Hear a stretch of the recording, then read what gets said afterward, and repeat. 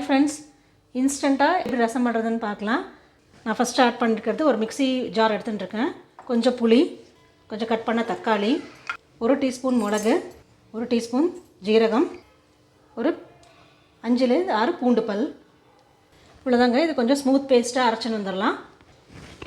கொஞ்சம் ஸ்மூத் பேஸ்ட்டாக அரைச்சின்னு வந்ததை ஒரு கடாய் வச்சுருக்கேன். கடாயில் ஆட் பண்ணிக்கிறேன். கொஞ்சம் தண்ணியை ஆட் பண்ணிக்கலாம்.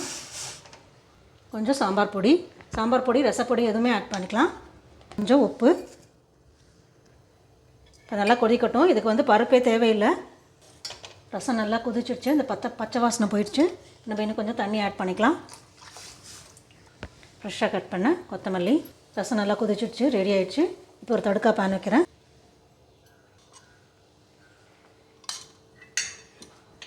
ரெண்டு ஸ்பூன் எண்ணெய் சேர்த்துக்கலாம். கொஞ்சம் கடுகு,